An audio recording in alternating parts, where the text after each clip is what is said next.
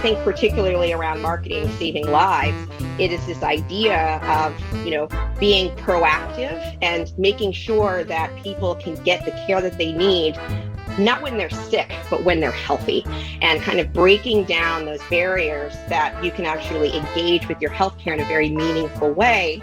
And at the end of the day, that's kind of what saves lives. That was Jasmine Gee talking about the idea of how marketing can literally save lives.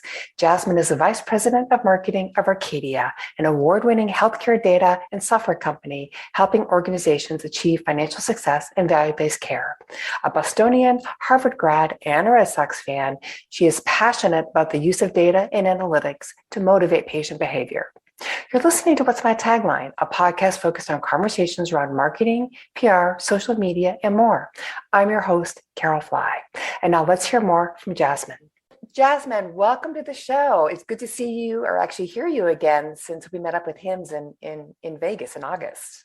Yes, it's so good to talk to you again, Carol. Yeah, and you're from my hometown, basically, where I grew up. So that's really exciting to be talking to somebody from the Boston area. Yes, love Boston. We were just having a chat about the weather, and unfortunately, no foliage. But, no foliage, yeah. But there are worse things to complain about. Yeah.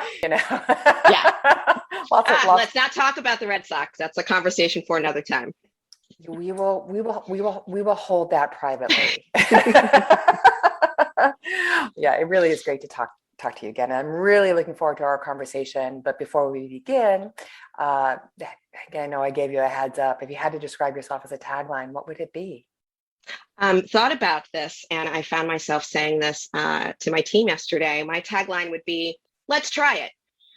One of the great things that I love about marketing, and especially here at Arcadia, is lots of ideas and lots of different ways of doing things. So my MO is like, let's do it and look at the data and iterate and try again. So that's my tagline. Let's try it.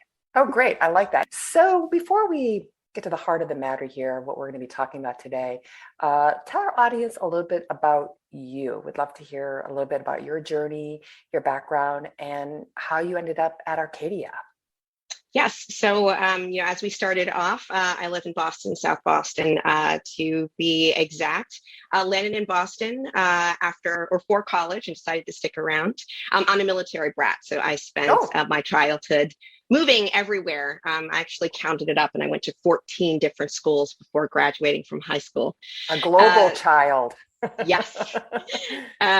Studied biochemistry in college, thought that I wanted to be a scientist, and got all my medical school applications together, and I was really burned out. So I was like, let's take some time and figure out this medical school thing. And I'd always been interested in healthcare. It is the type of industry that everyone interacts with, whether or not they want to.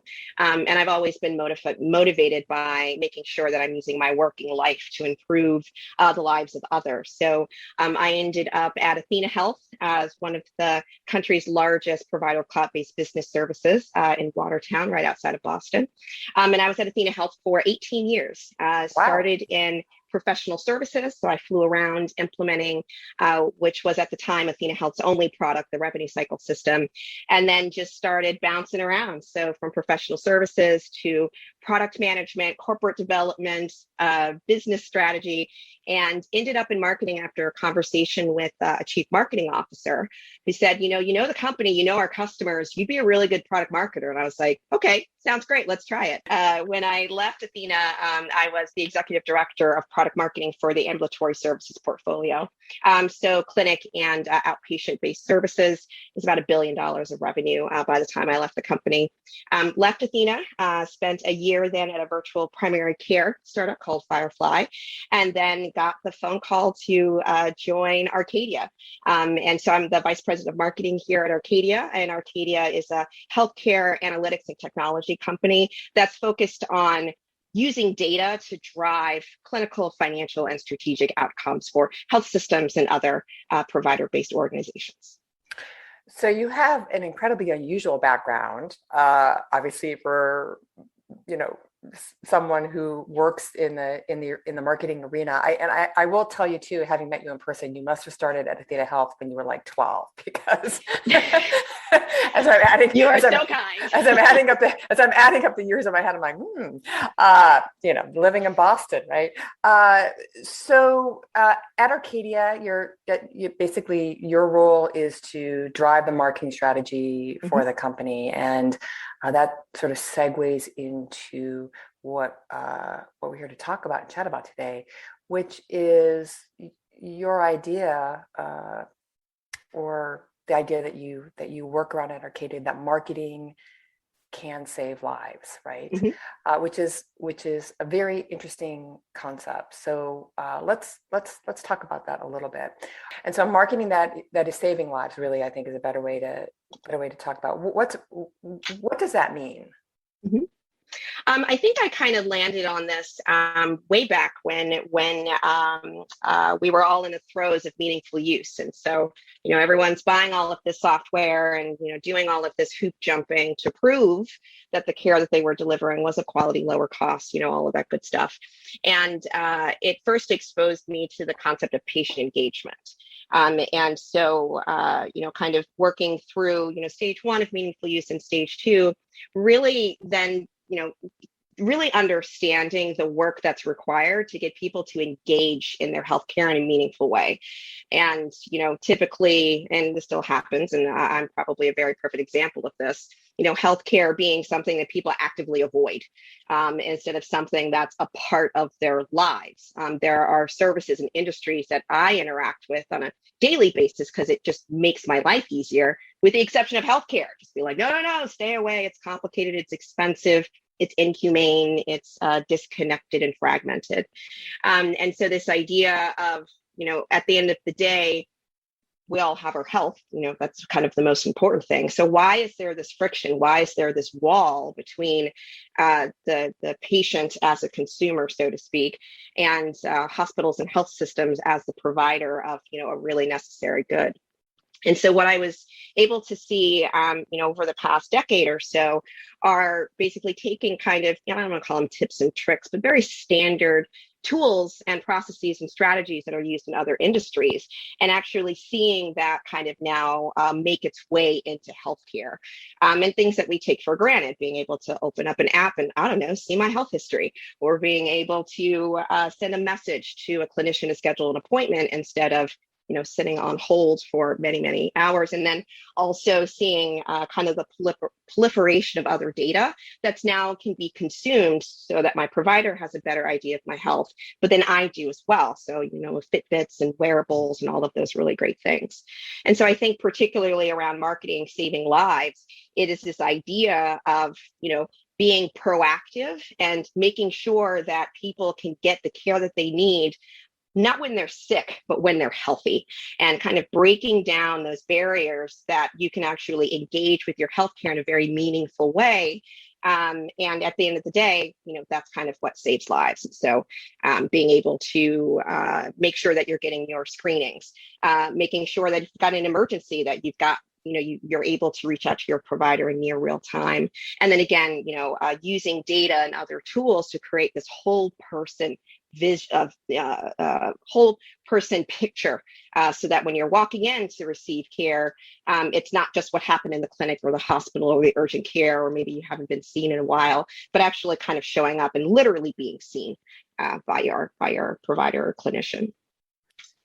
I would think, given your background, especially this idea of approaching perhaps marketing, I mean, obviously messaging and branding is always important, but from an education standpoint and from a data analytics standpoint, right, is part of what's of premier interest here. Exactly. And primarily with the move towards population health. So, and getting into, every few years there are buzzwords, precision medicine, big data, personalized care. It's really making sure that we're arming, all of the actors in the care delivery system with the data that they need to find the right people who need care. And that's a very traditional targeting technique that we use in marketing, right? It's find the audience, tailor the message to that audience to drive an outcome. And so I think that's probably the clearest example of what we do here at Arcadia. It's allowing health systems to be like, here are the people that you need to keep your eye on, and making sure that these are people who stay healthy, or, if they're polychronics, that they're getting the care that they need, to, at the end of the day, make sure people stay out of the hospital, make sure that people, don't necessarily get sick. And then, there's a whole other thread of conversation around underserved populations. Sure. So the people that should receive care that, for a variety of reasons, don't engage with the healthcare system broadly. This sort of speaks to these, this idea of employing modern marketing techniques. And when I see that phrase or hear that phrase, I immediately, of course, think a digital engagement. Exactly. Yeah. So talk a little bit about that. So, you talk about, these modern marketing techniques to help treat patients in an environment that, is pretty familiar to a lot of people, right? I mean, we digitally experience and go about our daily lives, with banking and buying and, apps on our phone. And then that's part of the message too, right? That Mm-hmm. that you can take care of populations through a digital experience. Mm-hmm. Yes, and I think a really great example of the work that we've been able to do at Arcadia in close partnership and collaboration with our customers were around patient engagement campaigns. So I kind of talked about patient engagement being something that was very alluring to me, about 10 years ago or so. And so, our friend COVID showed up and completely shut everything down, disrupted things. And I think I was working at the virtual primary care startup right when things went into lockdown. And it was amazing to see almost overnight the adoption of telemedicine, virtual primary care, telehealth, right? So then everyone was scrambling to, stand up platforms, stand up processes, and probably advanced, the idea of again, using apps and messages to receive care, probably 10, 15 years, whereas I think before COVID, the adoption for virtual primary care or telemedicine was in the single digits. So, our friend COVID happened, and then our customers started reaching out to us, particularly children's hospitals and pediatric clinically integrated networks, saying, we're seeing this, possibly impending disaster of children not getting the care that they need. So well visits being missed, vaccination schedules being delayed. And they were like, can you help? It's like, of course we can help. Let's try it. And so we actually stood up within one of our services, a pretty sophisticated campaign platform that's really kind of centered around a few things. Number one is, really around the vein of public health. So, I talked about, more pediatric oriented examples, but then being able to communicate to people who are at most risk of COVID-19, specifically around comorbidities, communicating to those patients to give them guidance and letting them know what should happen should they become exposed or sick. And then also when the vaccines were available, reaching out to patients and saying, we got it, come here, instead of what I had to go through, which was, refreshing the CVS Minute Clinic page for 2 weeks, trying to get an appointment. Versus you were not alone in that boat. Versus, I think some organizations that really, kind of embrace this kind of consumer mindset, being like, no, we have it. We're going to come to you and we're going to reach out to you in ways that kind of make sense. So phone calls, if necessary. I never answer my phone, but sending out text messages to folks. And we actually saw some pretty significant uptick or engagement with, again, it seems kind of basic, like just send people text messages about what they can do. And just to get into some of the results with one of our customers, once they launched the campaign, 47% of everyone that they had targeted actually received care. Which is pretty astounding, right? Especially during a time when, the whole care delivery, landscape was pretty turned on its head with COVID. So that's, an example of, kind of COVID and vaccination specific programs. And then, this idea of kind of closing gaps. So making sure that people were staying on track with preventive care guidelines. So come in for your mammogram, come in for your colonoscopy. If you're a diabetic, come in and make sure that, you've got a blood test on a similar regular basis. And then again, kind of referencing the pediatric example, making sure that kids were coming in for their wellness visits. And then again, tying that to patient portals if the customer had them. So some of those links would actually send them to an app or some program where folks could interact digitally, or again, just go old school and send people text messages, click the link, get connected to someone, or be driven to the right resources. So a couple of thoughts. Harkening back to what you were talking about with what's happened in virtual care since COVID. Healthcare, of course, we hear it all the time. Healthcare is hard, right? Healthcare is a laggard. It takes years to change the industry. And perhaps, there's a lot of reasons, people say that. But certainly COVID taught us that actually the industry can pivot pretty quickly when it needs to. Exactly. Yeah. And unfortunately, the incentive was there, right? There was no option to come in and be seen. And so if that physical option was pretty much eliminated, to your point, the incentive was there to then, kind of go up the adoption curve for more virtual-based ways, automated ways for patients to reach out. And then, boom, we see this transformation overnight. So I do think it's interesting. I think that healthcare is hard sometimes because the incentives for patients and then for clinicians just sometimes don't make sense. Yeah. So, and my other point is that, what I'm hearing is this, the health systems that you work with, that actually if you push data out to the patient, right, and you remind them and you give them the opportunity to make an appointment or, have follow-up care without the patient actually having to either jot it down or remember or fit it into a busy schedule, that using that data helps drive that needle.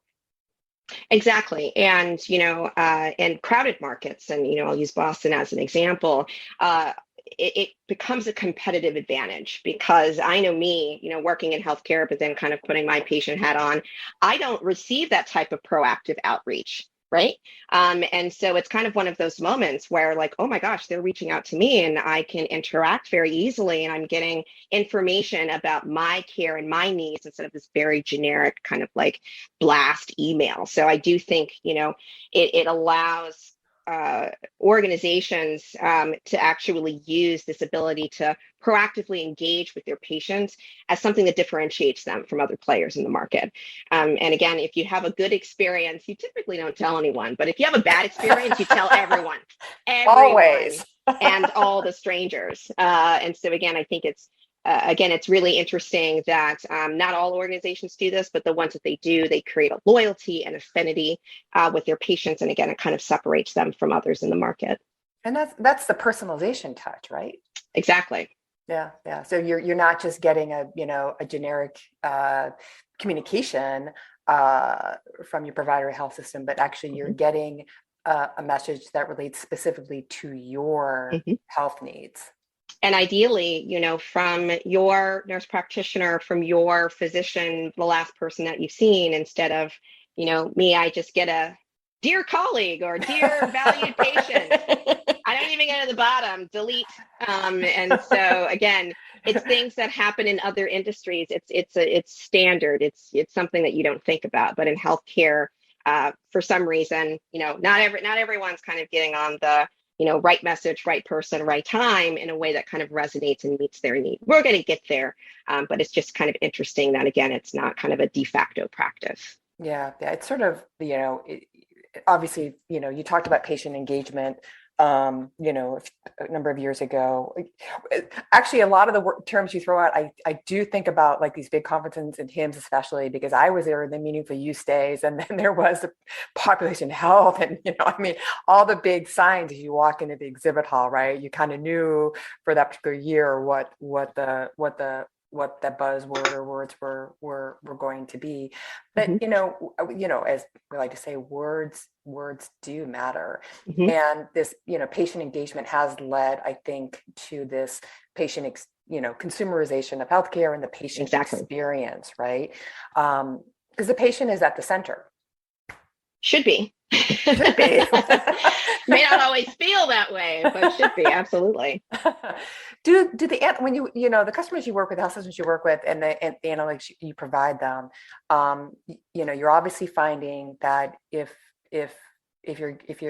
I as a patient, if I'm giving the data and I'm giving the opportunity, that I will, for the most part, engage or attempt to engage, correct? Mm-hmm. Mm-hmm. Yeah. How does that translate on the hospital side? For example, does that mean the hospital system or the health system has to hire more people? Does it mean, obviously investing in technology is key, right? But what else does the health system have to do to sort of set themselves up for success? Like, what do you guys do? Mm-hmm. Yeah, this is a great question because, kind of what we've talked about, it seems like, oh, it's so easy. Why isn't anyone doing it? Right. Well, kind of getting from, I have data to I now have kind of a meaningful touch point with my patients. There's a gigantic boatload of work and strategy and systems and processes that kind of lie at the middle of that. I think the first issue is that, health systems, hospitals, they are awash in data.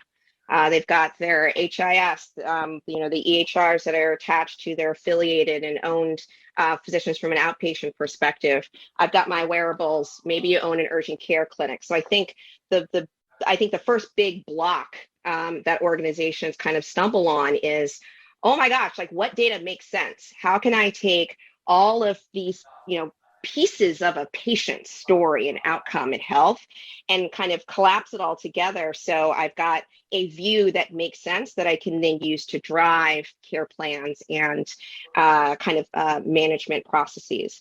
So what we do here at Arcadia is we actually take a lot of that work away from our customers. We say, look, it's our job to connect to all of the systems, aggregate that data in a meaningful way, but then also not just give you, a list of patients on a screen and say, go to town, but then also provide insights. And so it does kind of shortcut, I think, a lot of the infrastructure and technology work.